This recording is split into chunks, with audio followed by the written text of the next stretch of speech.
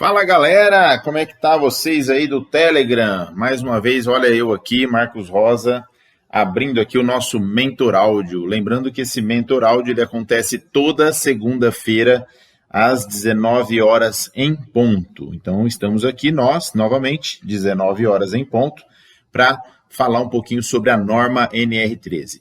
Lembrando também que a norma NR13 é uma norma trabalhista, tá? Que fiscaliza aí os vasos de pressão, caldeiras, tubulações e tanques metálicos.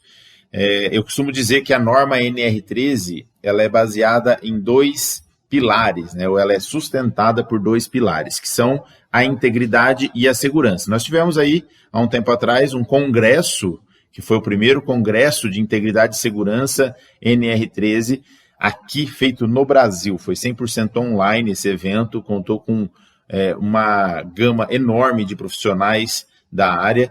Tínhamos mais de 100 pessoas online do início ao fim do congresso. Foi um congresso fantástico, de altíssimo nível. E falamos lá nesse congresso o dia todo, né, sobre essa questão que envolve a NR13, que é a integridade e segurança. Então, por que eu costumo dizer que a norma NR13 ela é sustentada por esses dois pilares? Justamente pelo fato de que todos esses equipamentos que são fiscalizados pela norma NR13, eles são equipamentos considerados de alto risco, né? Então, uma caldeira, um vaso de pressão, uma tubulação que interliga os vasos de pressão e trabalha com classes de fluido A e B, que são fluidos combustíveis, fluidos inflamáveis e tóxicos e letais, além de tanques metálicos, né, que não trabalham com pressão além da atmosférica, porém também trazem muitos riscos, né? Principalmente os de classe de fluido A e B, que são os fiscalizados pela NR13. Então, esses tanques metálicos, eles são fabricados ou produzidos através da API 650 e são tanques aí que trazem realmente muitos riscos, tanto ambientais como riscos à vida e à saúde dos trabalhadores ou dos operadores que ali estão. E aí, quando a gente fala sobre a questão de integridade e a segurança, a gente visa, então, a integridade não só do equipamento, mas, em contrapartida, a integridade também dos operadores. Imagina que o operador ele sai da sua casa para fazer esse trabalho, né, para operar um vaso de pressão, operar uma caldeira, enfim, e a família dele está esperando ele lá na casa dele. Então, na outra ponta da linha sempre tem vidas em risco. Por isso que a gente enfatiza tanto essa questão da segurança também, além da integridade. Hoje nós vamos falar aqui sobre um assunto muito legal. Hoje de manhã tive uma pergunta aqui de um dos meus mentorados, que me perguntou sobre a questão dos filtros ou dos vasos de pressão, foi assim que ele se referiu, né? Que são suportados por tubulações. E eu achei interessante essa pergunta, né? Porque é justamente uma das perguntas que estão dentro do Perguntas Respondidas, né? Perguntas e Respostas da NR13, que é um compêndio que o Ministério do Trabalho, na ocasião, desenvolveu através ali da comissão, né, tripartite, e eles fizeram questão de colocar várias dúvidas ali e responderem, né, essas principais dúvidas sobre essas questões que envolvem aí vasos de pressão, tubulações e tanques metálicos. Então isso é muito importante e é muito interessante, né, a gente colocar aqui para vocês. Agora, essa pergunta é muito legal porque ele falou assim: Marcos, eu tenho um vaso de pressão, eu fiz o cálculo de produto PV, o PV é maior que 8, porém, esse equipamento está escrito na placa de identificação, que é a placa do fabricante, que ele foi fabricado conforme o ASME B31.1, que aí esse ASME, na verdade, ele traz o quê? Detalhes ou estratégias ou detalhamentos de fabricação das tubulações. Então, imagina que as tubulações, quando elas são fabricadas, elas passam por uma atualização, ou elas passam até por uma inspeção, por um grau, né, de avaliação de qualidade de acordo com o ASME B31.1 e também o B31.3. Então, nesse caso, era o B31.1 que ele estava se referindo. E aí ele falou, mas e aí? É vaso de pressão? Se enquadra na NR13 ou não? Não deixa de ser um vaso de pressão. Porém, a norma NR13, né, ela não traz isso de forma muito clara, porque você calculou o produto PV, deu maior que 8. Porém, tem esses detalhes que estão aqui na perguntas respondidas. Então, a pergunta respondida do Ministério do Trabalho, né, que isso aqui é de 2019, esse documento. Se vocês quiserem, depois eu posso até colocar aqui, eu vou colocar esse documento aqui no Telegram, para que vocês possam consultar. A pergunta de número 3 lá diz o seguinte: os filtros, aqui chama eles de filtros, tá? Os filtros fabricados conforme normas de componentes de tubulação podem ser considerados parte integrante da tubulação ao invés de serem considerados como vasos de pressão para enquadramento da NR13? Aí a resposta é: os filtros fabricados conforme normas de componentes de tubulação, que é o caso desse meu mentorado, como o ASME B31.3, ou aqui cita, né, o ASME B16.34, podem ser enquadrados como componentes de tubulação e não precisam ser enquadrados como vasos de pressão, de acordo com a NR13. Então, eu achei muito interessante essa pergunta. Tem até uma imagem aqui de um filtro até bem maior do que o filtro que o meu aluno trouxe, né, como informação. Eu não vou divulgar aqui nem o aluno e também não vou divulgar também as imagens que ele me mandou, mas essas imagens estão aqui, são do compêndio da norma NR13, então eu vou deixar com vocês também. Eu vou colocar depois aqui no grupo do Telegram, logo após o Mentor Áudio. E aí ainda tem mais, né? A pergunta 4 fala o seguinte: os filtros de pequeno diâmetro superior a 150, além de ser pequeno, são superior a 150, podem ser considerados como elementos de tubulação, mesmo quando fabricados de acordo com uma norma de vasos de pressão? Então, imagina que esse filtro, ou esse, em termos, né, esse vaso de pressão, ou esse purgador, ou esse equipamento que está ali na tubulação, fixado na tubulação, ele pode ser considerado parte da tubulação, mesmo ele sendo fabricado com base num código ASME, por exemplo, ASME 8? Aí a resposta é a seguinte: os vasos de pequeno diâmetro podem ser tratados da mesma forma que os elementos de tubulação, que é o referência aí à pergunta de número 3. Se todos os itens a seguirem forem verdadeiros. Primeiro item: o filtro é suportado pela tubulação? Sim, é suportado pela tubulação. Ele não tem nenhum tipo de apoio ou pé para suportar esse equipamento. E a letra B: o filtro foi fabricado de acordo com uma norma de vaso de pressão? Sim, foi fabricado de acordo com uma norma de vaso de pressão. Então, nesses dois casos, esses filtros também não precisam ser enquadrados na NR13. Eles, apesar de trabalharem com pressão, podem até ter o seu produto PV maior que 8, pode ter sido fabricado com uma norma de vaso de pressão. Se ele está sendo suportado pela tubulação, então ele não tem necessidade de ser avaliado como um vaso especificamente, né? Então eu não preciso ter lá, por exemplo, um relatório, um prontuário daquele equipamento, ou uma placa de identificação, ou um livro de registro separadamente para ele. Lembrando também que não quer dizer isso, né, que você não precisa fazer nada, né, nesses equipamentos. Então, já que não é NR13, vou deixar lá, Deus dará. Não, não é assim que funciona. Imagina que quando você tem equipamentos como esse, você tem que tratar de acordo com as suas normas de fabricação. Então, se ele foi fabricado com base no ASME B16.34, lá tem os requisitos de monitoramento de vida útil e tudo mais. Tem que ser calculado alguma coisa? Não sei. Tem que olhar na norma de fabricação específica do equipamento e fazer as documentações de acordo com o que a norma exige. Não precisa de cálculo, porém, ele precisa de uma manutenção, limpeza interna, avaliação interna, endoscopia ou desmontagem e avaliação. Então, você tem que seguir o que a norma de fabricação pede. Geralmente, essas normas de fabricação, elas dão alguns parâmetros de controle de qualidade. E é esses parâmetros que você tem que seguir. Porque, assim, às vezes, só o fato de não ser vaso de pressão, não estar enquadrado na NR13, o pessoal já meio que relaxa, né? E não é assim. Você tem que ter um plano de manutenção, plano de inspeção. Você tem que controlar esses equipamentos, porque eles também podem ocasionar o quê? Vazamento, pode ter uma trinca, pode ter algum tipo de ruptura, né? E isso não vai te ocasionar um problema, por exemplo, tão sério quanto um vaso de pressão. Porém, pensa bem, uma tubulação furada de um processo, ele vai parar o processo. Então, é muito inteligente da parte do dono desse equipamento, do dono dessa tubulação, da indústria em si, fazer esse tipo de controle. A gente costuma chamar isso de disponibilidade industrial, né?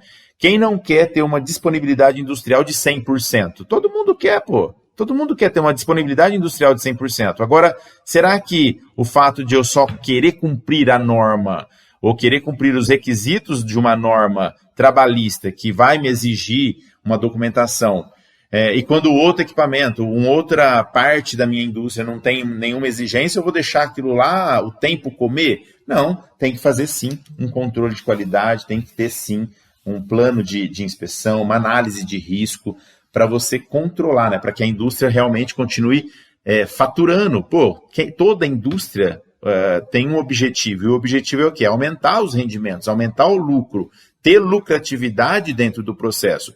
Desde uma indústria que fabrica, sei lá, queijo, laticínios, né, até uma indústria farmacêutica de grande porte, todas elas, 100%, são indústrias que visam lucratividade.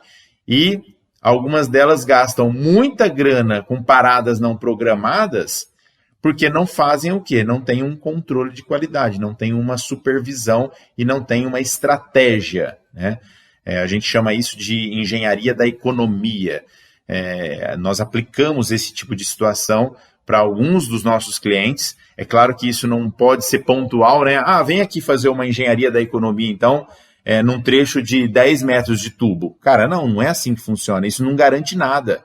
Então, o que a gente faz? A gente faz um controle 100% de todas as tubulações, equipamentos estáticos, toda a parte estática da indústria tem como você colocar dentro de um plano de manutenção, isso sendo ou não sendo fiscalizado na NR13. Eu costumo dizer que a NR13 é uma norma é um mercado, né, que abre muitas portas, e realmente abre, porque ela tem recorrência.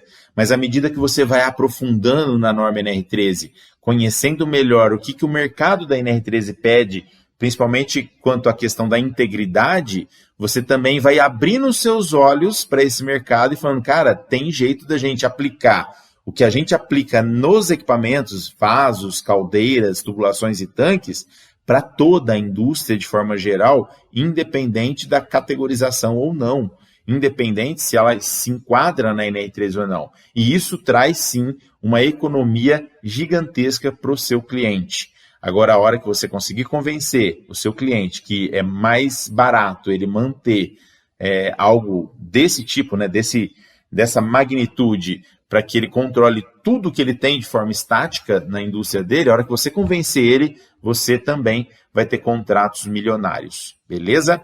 Eu vou abrir aqui agora para o pessoal fazer aqui alguma pergunta, né? Estou abrindo o áudio de vocês, galera, só para que vocês possam aí ter a permissão, né, de falar. Vocês podem falar, fica à vontade. Opa, hoje tem bastante gente, hein? Que legal, gostei de ver, hein? Vamos ver aqui. Beleza, tá todos os áudios abertos aí. Fala aí quem quiser. Opa, boa noite. Como é que tá? Tudo jóia, graças a Deus. Marcos, eu cheguei quase no final do mentor áudio, né? Sim. Mas a minha dúvida é em relação a tubulações de vapor de água, sabe? Certo, pode falar. Daí, tem umas empresas aqui, principalmente laticínios e empresas que trabalham com processamento de cachaça, sabe? Sim, sim. Engenhos, né? Isso.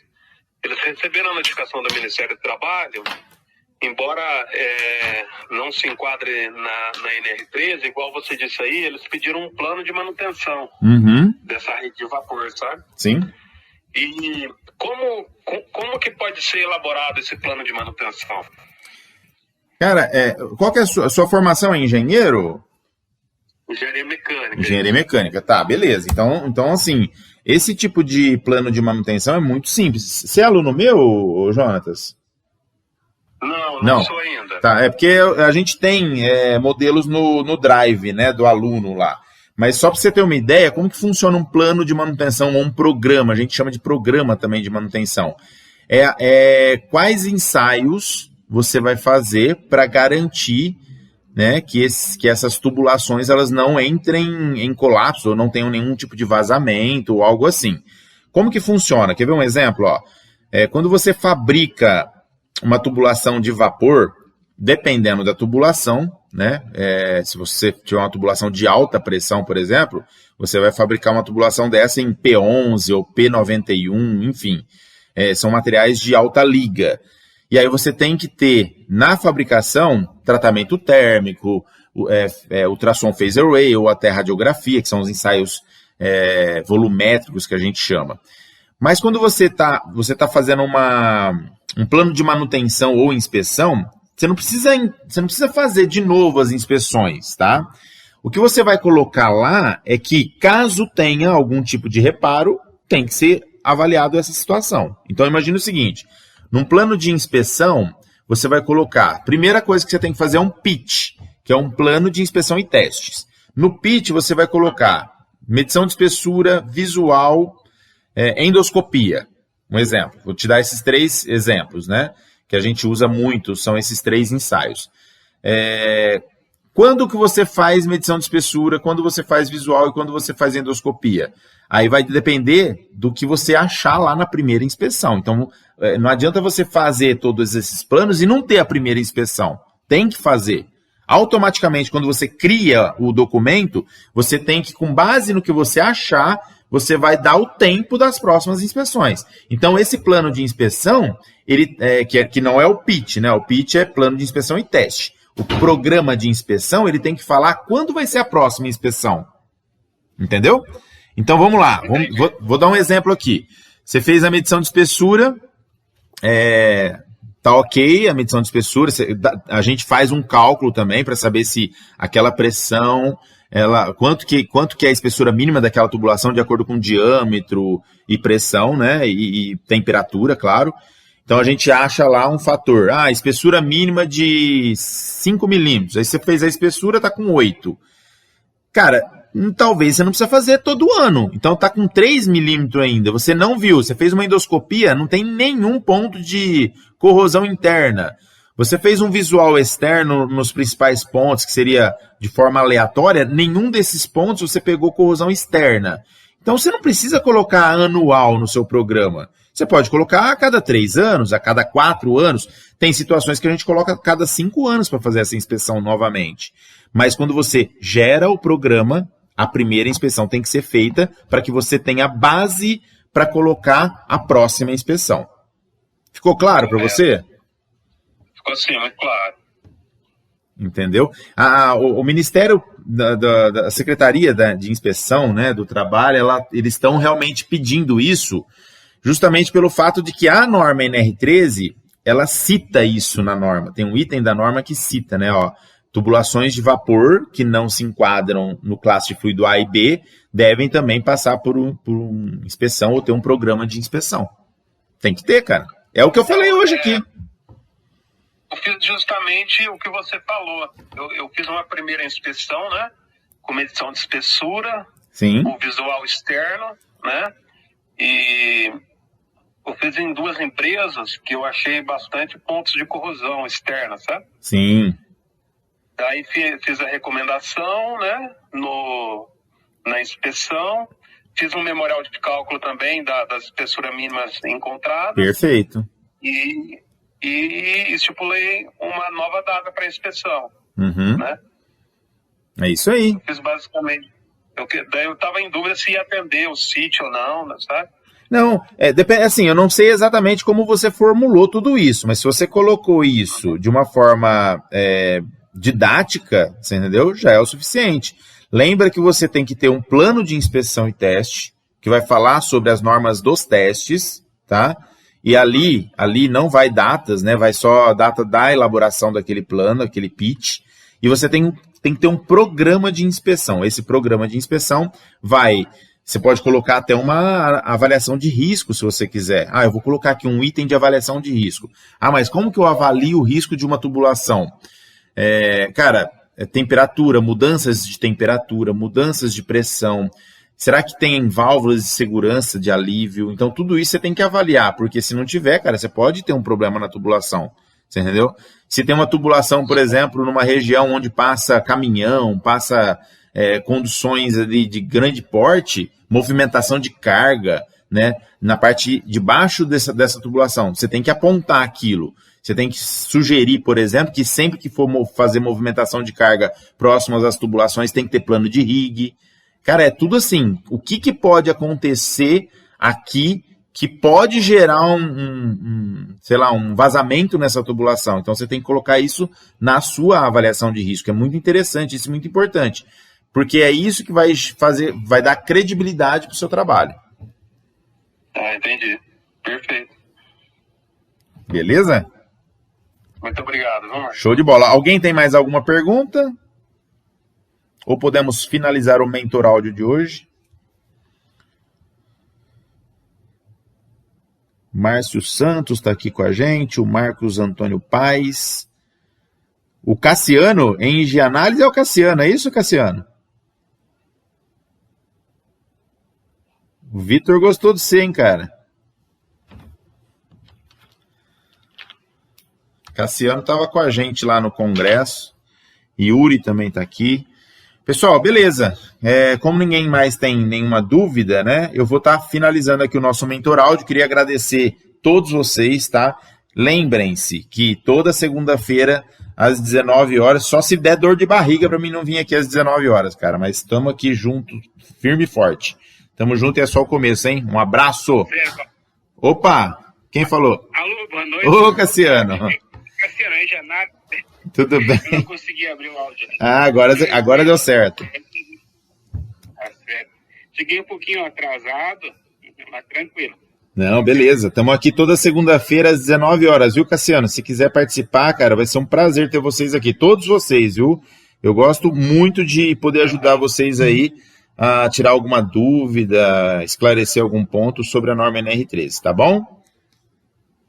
Tranquilo, tô te acompanhando aí meio seguido, eu tava conversando com o Vitor e hoje vou iniciar aluno teu aí no curso de alta performance. Opa, parabéns, cara, pela decisão, parabéns. Mas o Vitor tá vendo uma negociação com você já de um associado, como associado, né? Sim. Cara, que legal aí, ó. Tranquilo. Show de bola, cara, show de bola. Precisar de alguma coisa aí, tamo junto. Tá ok, obrigado. Valeu, galera, um abraço pra vocês aí, hein?